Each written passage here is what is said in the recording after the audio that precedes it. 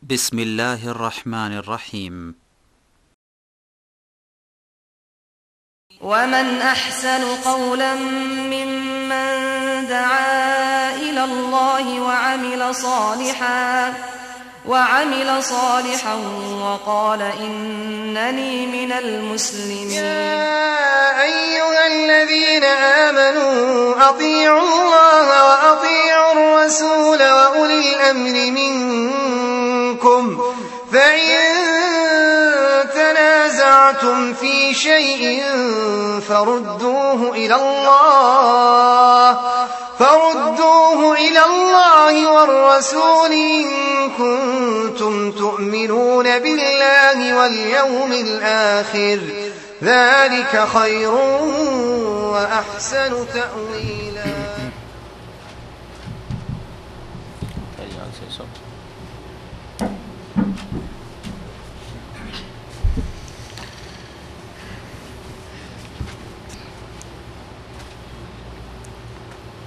بسم الله الرحمن الرحيم الحمد لله رب العالمين والصلاة والسلام على سيد المرسلين نبينا محمد وعلى آله وصحبه أجمعين ومن تبعهم بإحسان إلى يوم الدين. أما بعد، باب من أطاع العلماء والأمراء في تحريم ما أحل الله أو تحليل ما حرمه فقد اتخذهم أربابا من دون الله. وقال ابن عباس رضي الله عنهما يوشك أن تنزل عليكم حجارة من السماء أقول قال رسول الله صلى الله عليه وسلم وتقولون قال أبو بكر وعمر. وقال أحمد بن حنبل عجبت لقوم عرفوا الإسناد وصحته ويذهبون إلى رأي سفيان والله تعالى يقول فليحذر الذين يخالفون عن أمره أن تصيبهم فتنة أو يصيبهم عذاب أليم. أتدري ما الفتنة؟ الفتنة الشرك لعله إذا رد بعد قوله أن يقع في قلبه شيء من الزيغ فيهلك. وعن عدي بن حاتم أنه سمع النبي صلى الله عليه وسلم يقرأ هذه الآية اتخذوا أحبارهم ورهبانهم أربابا من دون الله والمسيح ابن مريم وما أمروا إلا ليعبدوا إلها واحدا لا إله إلا هو سبحانه عما يشركون.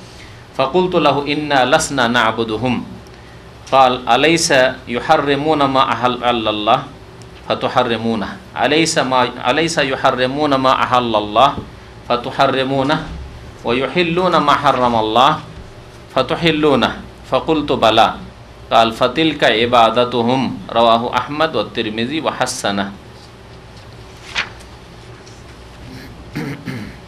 মহান আল্লাহর সমস্ত প্রশংসা, দরুদ সালাম নাজিল হোক প্রিয় নবী মুহাম্মদুর রাসূলুল্লাহ সাল্লাল্লাহু আলাইহি সাল্লামের উপর। আল্লাহুম্মা সাল্লি আলাইহি আল্লাহুম্মা বারিক আলাইহি। আজকের বিষয়বস্তু হচ্ছে আলেম ওলামা, আমির ওমারা, নেতৃস্থানীয় ব্যক্তি এসবের আনুগত্য করা সম্পর্কে, আলেমদের আনুগত্য, আমির ওমারা, মালিকদের, নেতাদের আনুগত্য সম্পর্কে। এই আনুগত্য কেমন?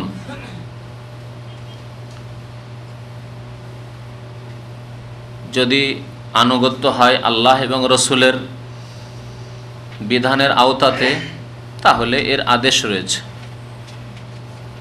আল্লাহ এবং রসুলের বিধানের আওতাতে, অর্থাৎ আল্লাহ যা আদেশ করেছেন, তাঁর রসুল সাল্লাল্লাহু আলাইহি ওয়াসাল্লাম যা আদেশ করেছেন সেসব আদেশই যদি আলেম ওলামা করেন, আমির ওমারারা, মালিক মুখতারেরা করেন, নেতা মাথারা করেন, তাহলে তাদের আনুগত্য করার আদেশ করেছেন মহান আল্লাহ রাব্বুল আলামিন। সূরা নিসায় মহান আল্লাহ ইরশাদ করেছেন ইয়া আইয়ুহাল্লাযীনা আমানু আতিউল্লাহ ওয়া আতিউর রাসূলা ওয়া উলিল আমরি মিনকুম। হে মুমিনগণ, তোমরা আল্লাহর আনুগত্য করো, রাসূলের আনুগত্য করো এবং তোমাদের উলিল আমরের আনুগত্য করো।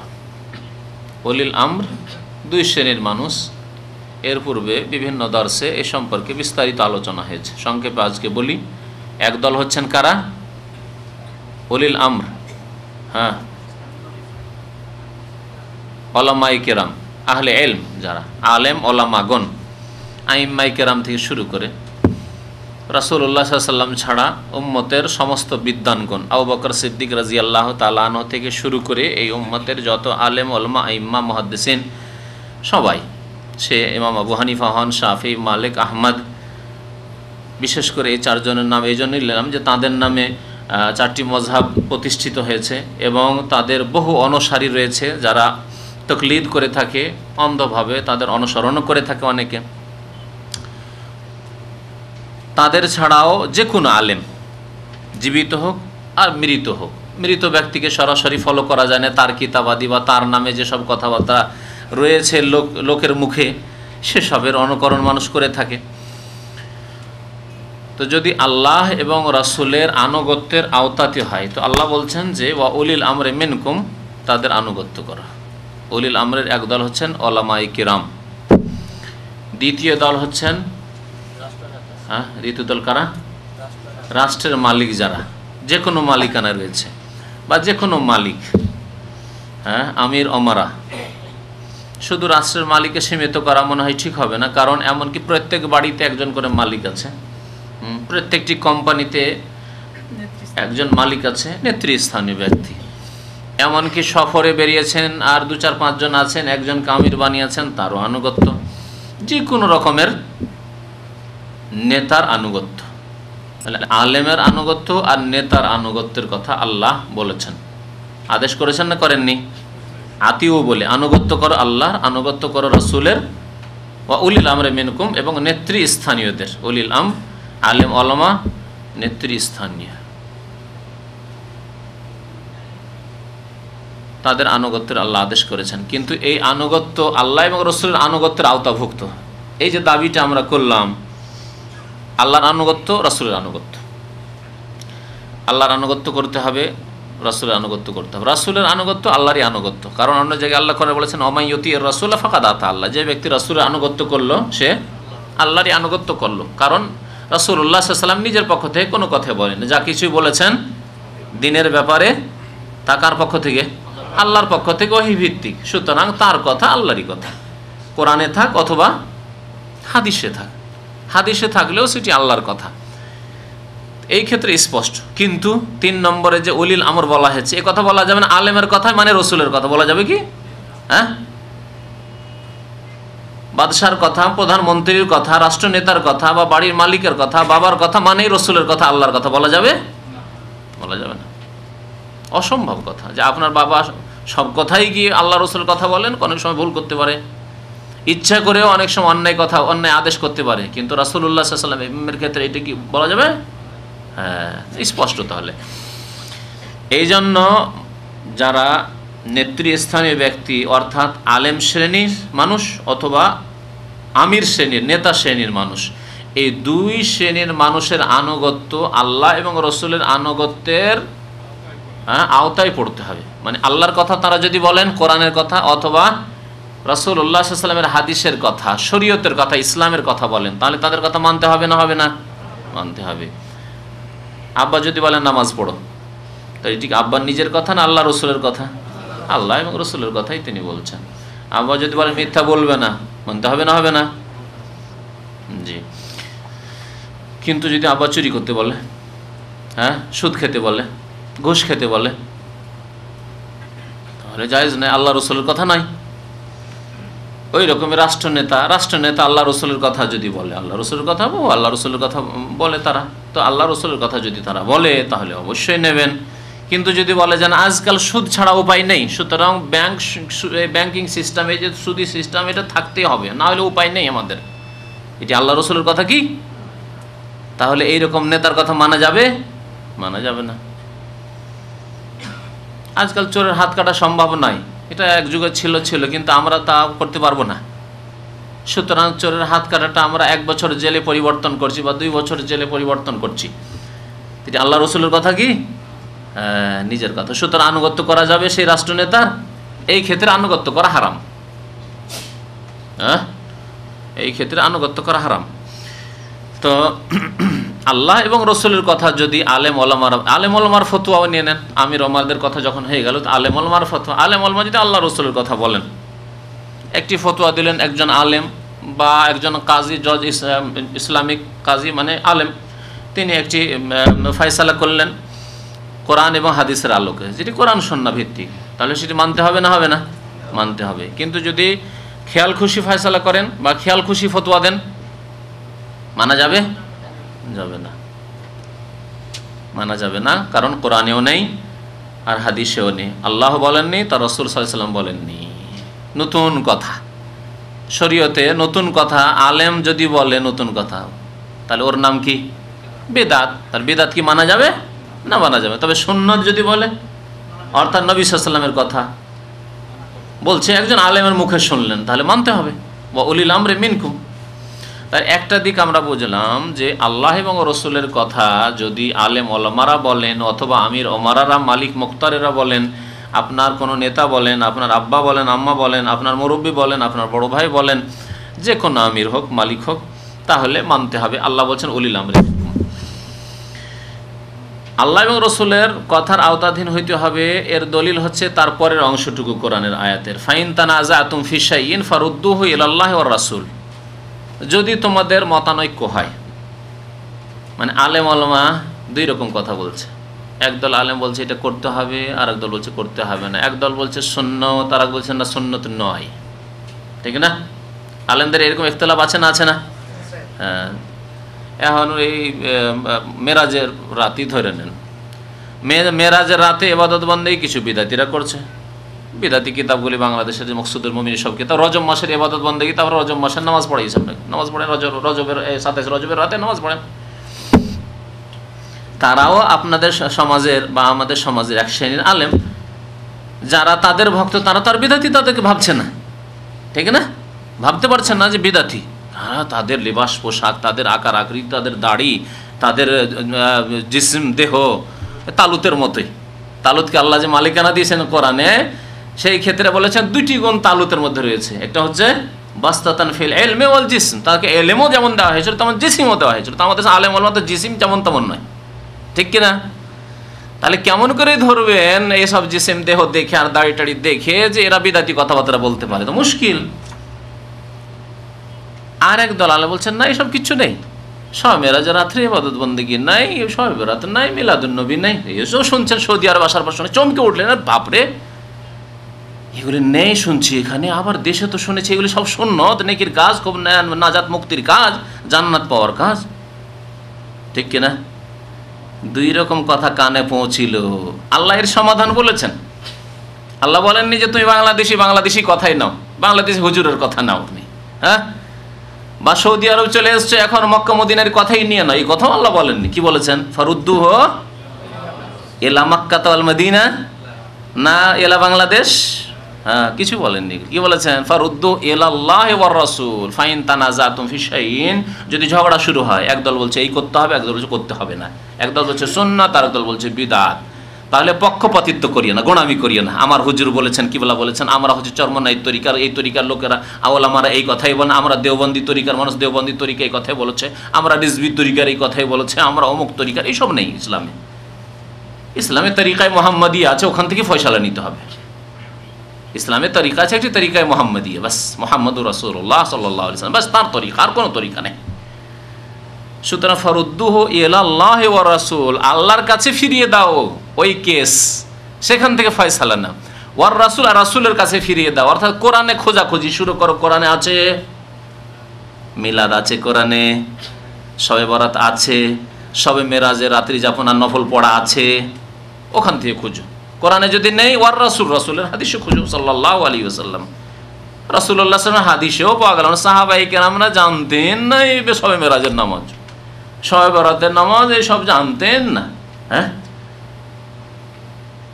জন্মবার্ষিকী পালন করা, মিলাদ পাঠ করা, মিলাদ পাঠ করে আমাদের, দুরূদ পাঠ করেন আমাদের সামনে, মিলাদ পাঠ করে। মিলাদ মানে জন্মবার্ষিকী। হ্যাঁ, জন্মবার্ষিকী যে কেমন করে পাঠ করে তা বুঝে না তারা।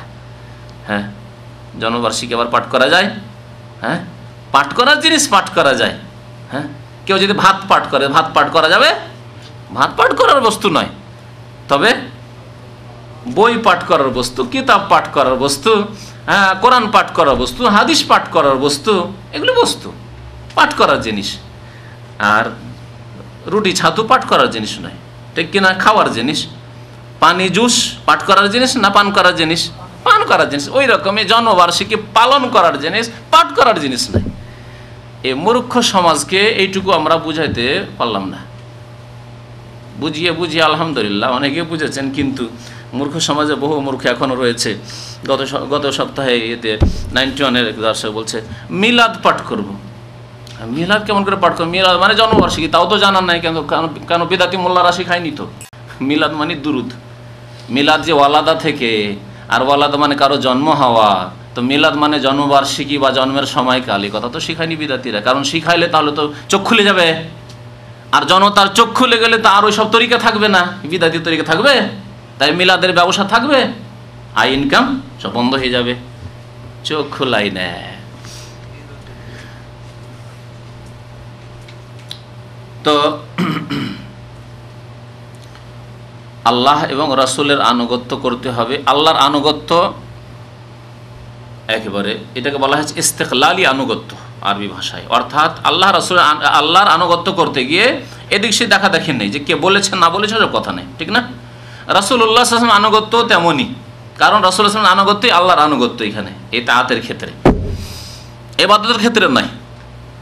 রাসূলুল্লাহ সাল্লাল্লাহু আলাইহি ওয়াসাল্লাম হক হচ্ছে আনুগত্য করা, ইবাদত নয়। ইবাদত হচ্ছে একমাত্র আল্লাহর হক, আর আনুগত্য যেটি, সেটি রাসূলুল্লাহ সাল্লাল্লাহু আলাইহি ওয়াসাল্লাম আনুগত্য এই জন্যই আল্লাহর আনুগত্য যে আল্লাহ নাজিলকৃত বিধানই রাসূলুল্লাহ সাল্লাল্লাহু আলাইহি ওয়াসাল্লাম বলেছেন, পক্ষান্তরে না, আলেমদের ব্যতিক্রম হতে পারে। তাই তাদের আনুগত্য আল্লাহ রাসূলের আনুগত্যের আওতাতে হইতে হবে। আর যদি ঝগড়া বিবাদ হয়, যদি ইখতিলাফ মতানৈক্য হয়, কেউ বলছে করতে হবে, কেউ বলছে করতে হবে না, কেউ বলছে পড়তে হবে, কেউ বলছে পড়তে হবে না, তাহলে ফয়সালা কোত্থেকে নিতে হবে? আল্লাহ এবং রসুলের কাছ থেকে ফয়সালা নিতে হবে। এখানে কিন্তু দুইটি বলা হয়েছে, বলা হয়নি যে ছোট আলেমরা ইখতিলাফ করলে বড়দের কাছে ফয়সালা, এই কথা বলা হয়নি। বলা হয়েছে কি? কথাটা ভালো করে মনে রাখবেন। কিন্তু ফারুদ্দু ইলাল্লাহ ওয়া রাসূল, আনুগত্যের আদেশের ক্ষেত্রে তিনটি বলেছেন, আল্লাহ, রসুল এবং নেতৃস্থানীয় ব্যক্তি, আলেম ওলামা এবং নেতৃস্থানীয় ব্যক্তি। কিন্তু ঝগড়া হলে, বিবাদ হলে সমস্যার সমাধান একমাত্র কার কাছে নিতে হবে? আল্লাহর কাছে এবং রসুলের কাছে। এখানে আর বড় ছোট আলেমের না, কারো কাছে নেওয়া যাবে না, আলেমদের কাছে নেওয়া যাবে না। না আরবের আলেম না আজমের আলেম ফয়সালা করবে, এখন ফয়সালা হবে কোরআন এবং হাদিস দিয়ে। বাকি কথা হলো আর একটি আনুগত্যের দিক, যে আল্লাহ এবং রসুল বলেননি, আলেম বলছে অথবা কোনো আমির বলছে, আলেম বলছে বা কোনো নেতা বলছে, রাজা বাদশাহ বলছে, নেতা বলছে, রাষ্ট্রপতি বলছে, প্রধানমন্ত্রী বলছে, কোনো সরকার বলছে, কোনো ক্ষমতা বলছে, এটা করতে হবে, এটা করতে হবে না। জি, আর সেটি ধর্মীয় ব্যাপার, ধর্মীয় ব্যাপার, ধর্মীয় ক্ষেত্রে।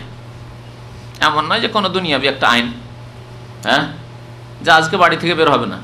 যদি তোমাদের আজকে সরকার মনে করছে যে আজকে বাড়ি থেকে বেরোলে বিপদ হইতে পারে, তা বলছে আজকে বাড়ি থেকে বেরোবে না, যেমন কারফিউ লাগিয়ে দাও, আরও কী কী আইন টাইন যেগুলো আছে, এইগুলো দুনিয়ার ব্যাপার তাদের।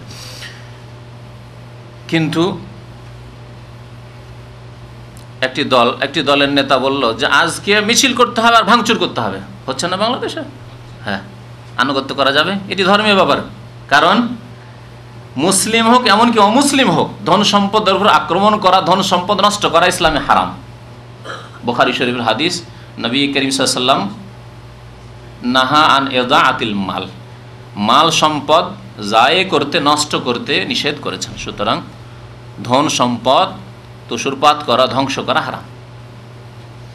আর একটি দল অন্য দলের বিরুদ্ধে কোনো কিছু করতে গিয়ে যেসব ধন সম্পদ নষ্ট হচ্ছে, তা দেশবাসীরই ধন সম্পদ নষ্ট হচ্ছে, ক্ষয়ক্ষতি হচ্ছে, কলকারখানা ক্ষয়ক্ষতি হচ্ছে, দেশের অর্থনীতি ভেঙে পড়ছে, দেশ আরও গরিব থেকে গরিব হয়ে চলে যাচ্ছে এইসব কারণে। একদিন যদি কলকারখানা বন্ধ থাকে তাহলে কত কোটি কোটি টাকার লস হচ্ছে, পত্রপত্রিকা শুনতে পাচ্ছেন। তাহলে এই আদেশগুলি যদি রাষ্ট্রনেতাই করে অথবা রাষ্ট্রনেতা যারা বিরোধী দল তারাই করে, এগুলির আনুগত্য চলবে? চলবে না, জায়েজ নয়, এসব আনুগত্য করা জায়েজ নয়। আমরা অমুক পার্টি করি সুতরাং আমাদের পার্টির নেতা বলেছেন, না, জায়েজ নয়, জায়েজ নয়। তাহলে নেতাদের আনুগত্য আল্লাহ এবং রসুলের আনুগত্যের বিরুদ্ধে যদি হয় তাহলে হারাম আনুগত্য করা। আলেম ওলামাদের আনুগত্য আল্লাহ এবং রসুলের আনুগত্যের বাইরে, মানে আল্লাহ রসুল বলেননি, আলেমরা নিজের পক্ষ থেকে বলছেন, এটি করো, এটি করিও না, এটি সুন্নাত, এটি সুন্নত নয়। নিজের খেয়াল খুশি কথা যদি হয়,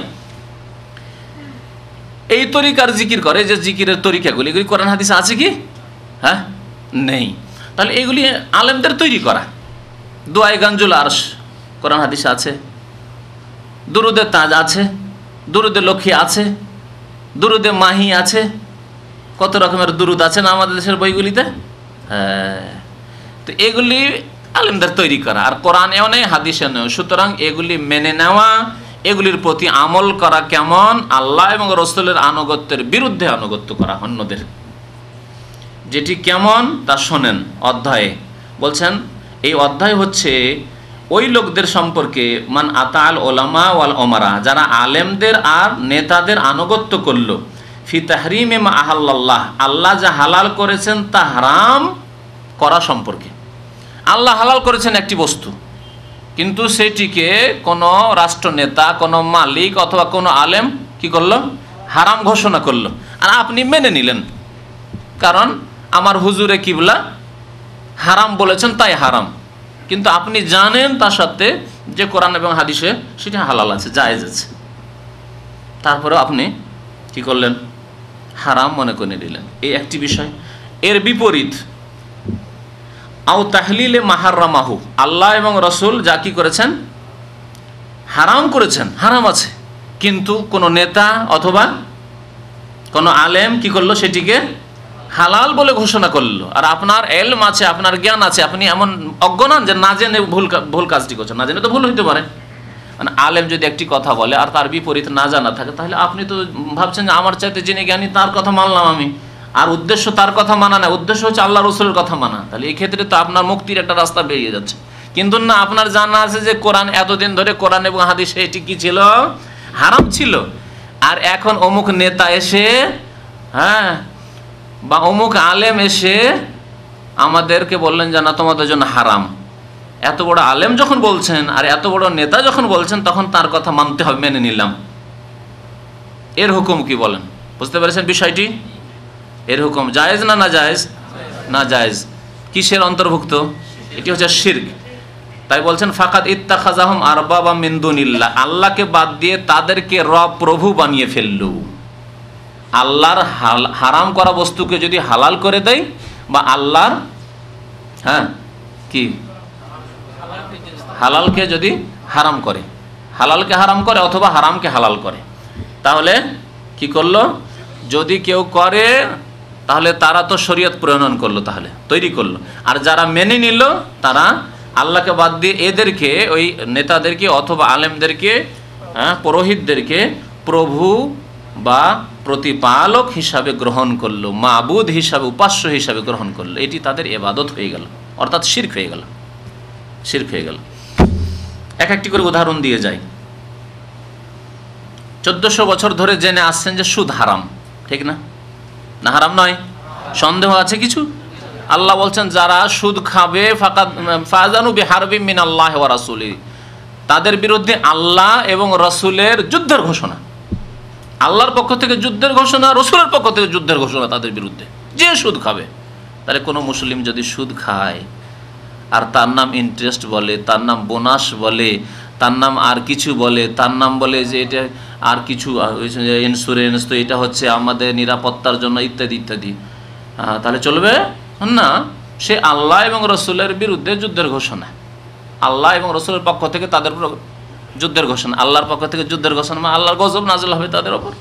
এবং রাসূলুল্লাহ সাল্লাল্লাহু আলাইহি সাল্লামের পক্ষ থেকে, রাসূলুল্লাহ সাল্লাল্লাহু আলাইহি ওয়াসাল্লামের প্রতিনিধি যিনি রাষ্ট্রনেতা হবেন, তাদেরকে যুদ্ধের ঘোষণা করা উচিত সুদখোরদের বিরুদ্ধে। নবী সাল্লাল্লাহু আলাইহি ওয়াসাল্লাম জীবদ্দশায় থাকলেন সুদখোরদের বিরুদ্ধে জিহাদ করতেন। জি,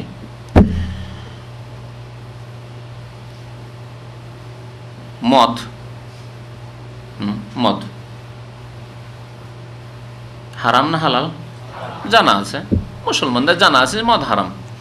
কিন্তু আজকাল মদ, কাফের দেশের অনুকরণে অনেক মুসলিম ফাসেকরা মদ খেয়ে যাচ্ছে পানির মতো করে। যদি বলে যে না আজকাল আর মদকে হারাম করা যাবে না, হারাম বলা যাবে না, তাহলে যদি দেশের লোক মেনে নেয় যে আমাদের যখন রাষ্ট্রীয় আইন যে মদ হারাম নয়, বৈধ, আর মদ যদি কেউ খায় তো বাধাও দেওয়া যাবে না, মানতে হবে, দেশের আইন মানতে হবে। তাহলে কি করলো? শিরক করলো। সেই নেতাদের সরকারের আইনকে মেনে সে মুশরিক হয়ে গেল। আর একটা বাস্তব, এগুলি হয়তো একটু অবাস্তব লাগছে কিন্তু আছে, কেউ যদি মদ খায় বাধা দিতে পারবেন? ইসলামিক দেশে, সৌদি আরবটা বাদ দিয়ে অন্য দেশের কথা বলেন, বাধা দিতে পারবেন না? জেনার কথা বলেন, জেনা সম্পর্কে আজকাল অমুসলিম বিশ্বের আইন মুসলিম বিশ্বে বিরাজ করছে, এই সৌদি আরব ছাড়া। কি জেনা? দুই প্রকার। এক হচ্ছে দুইজনের সম্মতিতে মিয়া বিবি রাজি, হ্যাঁ, দুইজনে ফ্রেন্ডশিপ হয়েছে, বন্ধুত্বের ছেলে যুবক যুবতীতে বন্ধুত্ব হয়েছে আর জেনা করছে, আমরা রাজি। আর সাবালিকা, তাহলে সারা বিশ্বের আইন কি? তাদের বিরুদ্ধে কেউ যদি কোনো কথা বলে সে আসামির কাঠগড়ায় হাজির হবে, সে হচ্ছে অপরাধী। কেন বললে? তাদের বাধা দিলে, যৌন স্বাধীনতায় কেন বাধা দিলে? মুসলিম বিশ্বে আইন বিরাজ করছে। তাহলে এর নাম জেনা নয়। কোরআন এবং হাদিসে এর নাম জেনা কিনা? না রাজি হলে জায়েজ হয়ে যাবে? এদের কাছে, এই মানব রচিত বিধানের পূজারীদের কাছে, এই মুশরিকদের কাছে জেনা কোনটি? যেটার নাম ধর্ষণ, মানে জবরদস্তি কাউকে রাস্তায় থেকে টেনে উঠিয়ে নিল বা রাস্তায় জেনা করে নিল, আর জবরদস্তি করে, অথচ সেই যুবতী রাজি নয়, তাহলে সে অপরাধ করলো। এটি অপরাধ হলো। বুঝতে পেরেছেন? কোরআন এবং হাদিসে দুটি জেনা, দুটি হচ্ছে জেনা। তাহলে এসব যে আইন রয়েছে যেসব দেশে, যদি দেশবাসীরা মনে করে যে আইনের শ্রদ্ধাশীল হইতে হবে, দেশের সংবিধানের শ্রদ্ধাশীল হইতে হবে, যে কথাগুলি আজকাল বলা হচ্ছে, সুতরাং আইনে আছে যে যদি সম্মতির সাথে জেনা হয় তো একে জেনা বলা যাবে না। যেমন বেশ্যাবৃত্তিকে আজকাল বেশ্যাবৃত্তি বলা জায়েজ নয়। কি? হ্যাঁ, ওদেরকে, ওই বেশ্যা মহিলাদেরকে বলতে হবে যৌনকর্মী। পত্রিকায় এসেছে, পত্রিকায়, বাংলা পত্রিকা দ্বারা বলছি, যদি কেউ বেশ্যা বলে তাহলে তাকে আসামের কাঠগড়ায় হাজির হয়ে জেলখানায় যেতে হবে। যে কেন বেশ্যা বললে? মানহানি করলে না তুমি ওই মহিলার? সে যৌন ব্যবসা করছে, হ্যাঁ, যৌনকর্মী, সে কর্ম করছে। আপনি লেবার, আপনি শ্রমিক, সে এক রকমের শ্রম করছে। বুঝতে পারছেন? এগুলি হলো কুফরি আইন। জি। তো যদি কেউ মেনে নেয় যে সংবিধানের শ্রদ্ধাশীল হয়ে মেনে নিতে হবে যে যৌনকর্মী বলবো, আমরা বেশ্যা বলবো না, একে জেনা বলা যাবে না, তাহলে ফাকাদ ইত্তাখাযাহুম আরবাবা মিন দুনিল্লাহ, আল্লাহকে বাদ দিয়ে সেই সরকারকে, সেই নেতাকে, অথবা এইরকম কোনো আলেমও যদি এরকম কোনো কিছু করে তাহলে তাদেরকে রব বানিয়ে ফেললো, মুশরিক হয়ে গেল। আলেম ওলামাদের ক্ষেত্রে তো আরো বহু উদাহরণ আছে, কারণ আমাদের দেশে তরিকতের শেষ নেই। যে যে তরিকার মুরিদ, ওই পীরের তরিকা ছাড়া অন্যদিকে দেখতেও পারবেন, অন্য কিতাব পড়তেও পারবেন, নিষিদ্ধ। হ্যাঁ, কোরআনও পড়বে না, কোরআনের তাফসিরও পড়বে না, হাদিসও পড়বে না, পড়বে কি? তার তরিকার কিতাব, তার তরিকার কিতাব পড়বে এবং তার তরিকাতে যা আছে তাই মানবে।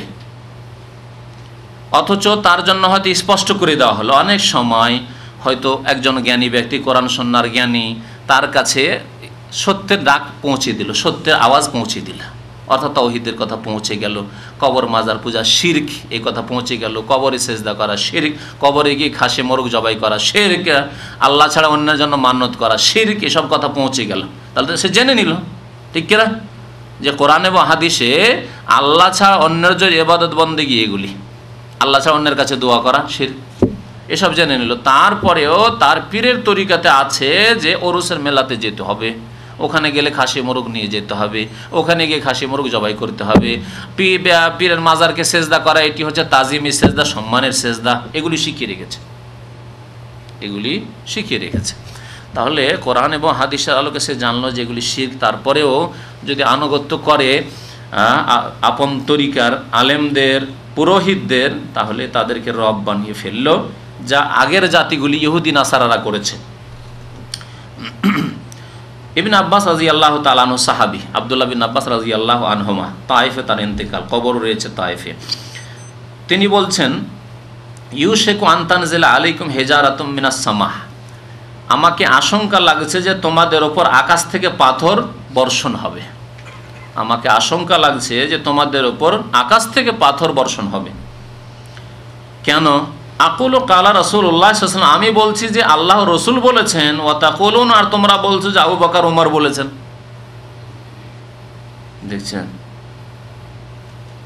আল্লাহ রসুলের কথার সামনে যদি আবু বকরের কথা পেশ করা হয়, অথচ আবু বকর কে? যেমন তেমন ব্যক্তিত্ব, এই উম্মতের 1 নম্বর ব্যক্তি, শ্রেষ্ঠ ব্যক্তি, সমস্ত আম্বিয়াদের পরে যার শ্রেষ্ঠত্ব এই উম্মত মেনে নিয়েছে, সমস্ত আম্বিয়াদের পরে। নবী করিম সাল্লাল্লাহু আলাইহি ওয়াসাল্লামের মান সম্মান মর্যাদার পরে সমস্ত আম্বিয়াদের মান মর্যাদা, তারপরে আবু বকর সিদ্দিক রাদিয়াল্লাহু তাআলা, তারপরে ওমর, তারপরে উসমান, তারপরে আলী। তাদের সম্পর্কে বলছেন যে আল্লাহ রসুলের কথা বলছি, আর তোমরা যদি বলো আবু বকর এরকম বলেছেন, ওমর এরকম বলেছেন, তাহলে আমাকে ভয় লাগছে যে তোমাদের উপর আকাশ থেকে পাথর বর্ষণ না হয়ে যায়, তোমাদেরকে ধ্বংস না করে দেওয়া হয়। এটি বিশেষ একটি মাসলার ক্ষেত্রে আব্দুল্লাহ বিন আব্বাস রাদিয়াল্লাহু তাআলা আনহু বলেছিলেন। কেন বলেছিলেন, কোন ক্ষেত্রে বলেছেন, এটা জানার প্রয়োজন রয়েছে। কারণ এর মানে এই ভাববেন না যে জেনে শুনে স্পষ্টভাবে ঘোর বিরোধিতা করেছেন আবু বকর ওমর। কোনো ক্ষেত্রে করেছেন কি? আবু বকর ওমর রাদিয়াল্লাহু তাআলা আনহুমা সাহাবীরা আল্লাহ রসুলের নিয়ে আসা শরীয়তের বিরোধিতা করেছেন যে কথা আব্দুল্লাহ বিন আব্বাস বলেছেন? না, ওই রকম বিরোধিতা নয়। তবে তাদের একটি মত ছিল যেটাকে তারা উত্তম মনে করতেন, সেটা হচ্ছে হজের ব্যাপারে। হজ কত প্রকার? হ্যাঁ, 3 প্রকার। কি কি? ইফরাদ, তামাত্তু, কিরান। নবী করিম সাল্লাল্লাহু আলাইহি ওয়াসাল্লাম 3 রকম হজেরই শিক্ষা দিয়েছেন, তাই না? তামাত্তুরও শিক্ষা দিয়েছেন, ইফরাদ ও কিরানও শিক্ষা দিয়েছেন। তিনি নিজে কিরান করেছেন, কারণ কুরবানি তার সাথে ছিল, তাই তামাত্তু করা অসম্ভব ছিল তার জন্য, আর বা তার জন্য কিরান করাই উত্তম ছিল। আর সাহাবারা যারা হজে পশু নিয়ে যাননি সাথে করে, তাদের সবাইকে তামাত্তু করিয়েছেন, আর ইফরাদেরও অনুমতি দিয়েছেন। তাহলে 3 রকমেরই হজ ছিল। কিন্তু উমর রাদিয়াল্লাহু তাআলা আনহুর যুগে, উসমান রাদিয়াল্লাহু তাআলার যুগে তারা তামাত্তু করতে নিষেধ করতেন। এই জন্য নয় যে ইসলামে হারাম বা নবীর বিরোধিতা করার উদ্দেশ্য তাদের উদ্দেশ্য ছিল যে এক সফর এসে অল্প মেহনতে 2টি ইবাদত করে যাওয়ার চাইতে আলাদা আলাদা সফর এসে 2টি ইবাদত 2 সফরে একটু মেহনত করে করলে বেশি নাকি বেশি ভালো। হজের মৌসুমে এসে শুধু হজ করে যান, আর অন্য সময় এসে উমরা করে যান। তারা ইফরাদ করতে বলতেন।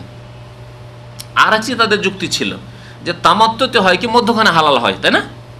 তামাত্তুতে হয় না, কেরানে মধ্যখানে হালাল হতে পারে, যদিও হজ উমরা একসাথে হয়, কিন্তু মধ্যখানে হালাল হওয়াই নাই। মিকাত থেকে ইহরাম বাঁধলেন, একবারে সবকিছু শেষ করার পরেই হজের শেষেই হালাল হবেন আপনি 10 তারিখে। কিন্তু তামাত্তুতে গেলেন আপনি 5 তারিখে 6 তারিখে গেলেন, বা যখনই আসলেন বাইরের হাজির আরো আগে চলে আসেন, আসার পরে ওমরা করে হালাল হয়ে গেলেন। মাশাআল্লাহ, হালাল হয়ে এখন সবকিছু হালাল আপনার জন্য। ইহরামের অবস্থায় যত নিষিদ্ধ কাজ ছিল সবকিছু হালাল, এমনকি স্ত্রীর সাথে থাকলে স্ত্রী সহবাস হালাল। তো এই খোলাফাগণ তারা এই যুক্তিটা পেশ করতেন যে মক্কাতুল মুকাররমা ইবাদত বন্দেগীর জন্য এসেছে, আর আসার পরে যদি তারা তামাত্তু হজ করে, তাহলে যেমনই ওই ইহরাম থেকে ফারেগ, ওমরা থেকে ফারেগ হলো, ফারেগ হওয়ার পরে এখন 8 তারিখ আসেনি, তারবিয়ার দিন মানে মেনা যাওয়ার দিন আসেনি, তাহলে মধ্যখানে এরা সম্ভব করতে থাকবে, তাহলে ইবাদত বন্দেগীতে হয়তো অত আগ্রহী হবে না, ইবাদত বন্দেগীর মধ্যে থাক, এই সম্ভবে না যাক। এটি ছিল তাদের যুক্তি যে এরকম করলে ভালো বেশি, কিন্তু হালাল হারাম করা উদ্দেশ্য ছিল না। আব্দুল্লাহ বিন আব্বাস রাদিয়াল্লাহু তাআলা আনহু, তিনি একজন পণ্ডিত এবং মুফাসসির কোরআন, তার বক্তব্য ছিল তাদের উল্টো। তিনি বলতেন রাসূলুল্লাহ সাল্লাল্লাহু আলাইহি ওয়াসাল্লাম করেছেন, আল্লাহ 3 রকম হজ জায়েজ করেছেন, তাহলে আপনারা কেন এটা করবেন, নিষেধ আদেশ এসব কেন করবেন? মানুষকে স্বাধীন ছেড়ে দেন, যার যেটা সুবিধা করতে দেন। বুঝতে পারছেন কিনা? কিন্তু খলিফাতুল মুসলিমিন তারা, তাদের কাছে ক্ষমতা, তারা বলতেন যে না, তোমরা এইভাবেই করো, তামাত্তুটা করিও না, ইফরাদ করো, হজ ইফরাদ করো। 2 বার আসবে, তাহলে মক্কা বারবার আসা হবে, একবার হজ করে গেলে আবার উমরায় আসবে। হ্যাঁ, আর আরেকটা হবে যে ইবাদত বন্দেগীতে সবসময় থাকলে, একজন মানুষ ইহরামের অবস্থায় থাকলে তার অবস্থা কত সুন্দর, ইবাদত বন্দেগী থাকবে। পক্ষান্তরে একজন মানুষ উমরা করে তারপরে যদি মেতে থাকে দুনিয়ার সম্ভোগে, তাহলে তার অবস্থা একটু অন্যরকম থাকবে। এই ছিল তাদের যুক্তি মাত্র। আব্দুল্লাহ বিন আব্বাস রাদিয়াল্লাহু তাআলা কিন্তু তাদের বিরুদ্ধে খুব শক্ত ফতোয়া দিতেন যে না, তাই তিনি সতর্ক করার জন্য অন্যান্য সাহাবায়ে কিরামদেরকে বলছেন যে আমাকে খুব আশঙ্কা, ভয় লাগছে যে তোমরা আল্লাহ রসুল জায়েজ করেছেন 3 রকম হজ, আর তোমরা যদি বলো আবু বকর বলছেন এইরকম, উমর বলছেন এইরকম, উসমান বলছেন এইরকম, তো তোমাদের উপর আকাশ থেকে পাথর বর্ষণ হইতে পারে, হালাক করে দিতে পারে আল্লাহ রাব্বুল আলামিন। কোথা থেকে আবু বকর উমরকে পেশ করতে তোমরা শিখলে আল্লাহ রসুলের সামনে? এই ছিল তার যুক্তি। লেখকের উদ্দেশ্য এই না যে আবু বকর উমর রাদিয়াল্লাহু তাআলার কথা নিতে হবে না, কারণ নবী করিম সাল্লাল্লাহু আলাইহি ওয়াসাল্লাম খোলাফায়ে রাশিদিনের আদর্শের অনুসরণ করতে বলেছেন। কিন্তু উদ্দেশ্য হচ্ছে যতই বড় ব্যক্তিত্ব হোক না কেন, যতই বড় ব্যক্তিত্ব হোক না কেন, নবী করিম সাল্লাল্লাহু আলাইহি ওয়াসাল্লামের সামনে, কোরআনী বিধানের সামনে, হাদিসের রাসূলের সামনে তাদের কথা যদি কোরআন হাদিস বিরোধী হয় তাহলে নেওয়া জায়েজ হবে না, নেওয়া যাবে না। এখান থেকে আমাদেরকে যে শিক্ষা নিতে হবে যে আব্দুল্লাহ বিন আব্বাস যদি এতটুকু সতর্ক করেন যে আল্লাহ রসুলের কথার সামনে প্রথম খলিফারও কথা নেওয়া যাবে না, দ্বিতীয় খলিফা ওমরের কথাও নেওয়া যাবে না, তাহলে কেউ যদি পেশ করে পরবর্তীকালের লোকদের কথা, সহিহ হাদিস থাকতে বলে যে ইমাম আবু হানিফা এই বলেছেন, হানাফি মযহাবে এই আছে, তো শাফি মযহাবে এই আছে, ইমাম শাফি এই বলেছেন, হাম্বলি মযহাবে এই আছে আর আমি হাম্বলি, আর আরেকজন বলবে আমি মালিকি, ইমাম মালিক এই বলেছেন, তাহলে তার কত বড় অপরাধ? অপরাধ নয়? যদি জানে যে কোরআন এবং হাদিসে অন্য কিছু আছে, তা সত্ত্বেও যদি বলে যে ইমাম আবু হানিফা এই কথা বলেননি, ইমাম আবু হানিফা স্বীকৃতি লাগবে নাকি ধর্ম মানতে গিয়ে? বলুন তো দেখি। তাকে বিল পাশ করাইতে হবে? এ কি আর পার্লামেন্টের বিল পাশের ব্যাপার স্যাপার শরীয়ত? না, আল্লাহ কোরআন হাদিস নাযিল করে দিয়েছেন, বাস মানতে হবে, পাস। বুঝতে পারছেন না? পারছেন না? কারণ পার্লামেন্টে যে মেম্বারদেরকে পাঠাচ্ছেন, এমপিদেরকে, তারা বিল পাশ করে, গণতন্ত্র তো, পাশ না করলে হবে না কাজ। বাকি কথা কোরআন এবং হাদিসের কথা পাশ করাইতে হবে, এই কথা আল্লাহ কারোর জন্য রেখে দেননি। আল্লাহ যা বলে দিয়েছেন চোখ বন্ধ করে মানতে হবে, রাসূল যা বলেছেন করেছেন তা চোখ বন্ধ করে মানতে হবে। কেউ যদি বলেন না হাদিসে যদি থাকে আর সেটি ইমাম আবু হানিফা স্বীকৃতি দিয়ে থাকেন, হানফি মযহাবে থাকে, তাহলে মানবো, তাহলে যেন সে কি করলো, ইমাম আবু হানিফা এই হাদিসকে পাশ করিয়ে দেবেন, তাহলে মানবে, না হলে মানবে, শর্ত লাগিয়ে দিল সে। কেউ যদি বলে আমি শাফি, সুতরাং ইমাম শাফি যদি ওই হাদিসটি মেনে থাকেন তাহলে মানবো, না হলে মানবো না। আমি হাম্বলি, সুতরাং ইমাম আহমদ বিন হাম্বল যদি হাদিসটি মেনে থাকে তাহলে মানবো, না মানবো না। আমি মালিকি, যেমন আফ্রিকানরা মালিকি, সহিহ হাদিসে আছে হাত বাঁধা, বুকে হাত বাঁধা, মালিকিরা হাত ছেড়ে নামাজ পড়ে, শিয়ারা যেমন হাত ছেড়ে নামাজ পড়ে। এখন যদি কোনো মালিকি বলে আমি হাত বাঁধবো না, কেন হাত বাঁধবে না? বলে ইমাম মালিক যে মানেননি, হাদিসে যা আছে বুঝে না, ইমাম মালিক মানেননি, তাহলে জানো সে কি করলো, হাদিস অতক্ষণ মানা যাবে না যতক্ষণ ইমাম মালিক পাশ না করিয়েছে। জায়েজ কাজ করলো না হারাম কাজ করলো? হ্যাঁ, হারাম কাজ। যে ব্যক্তি জানতে পারল যে জানে না, আর ভাবছি যে তারা এত বড় আলেম ছিলেন, সুতরাং তারা যা বলেছেন সেটা ঠিক, আর সেটা যে কোরআন এবং হাদিসের বিরোধী সেটা জানে না, তাহলে তার ক্ষমার একটা দিক আছে। কিন্তু জেনে শুনে যদি কেউ না মানে তাহলে আশঙ্কা আছে।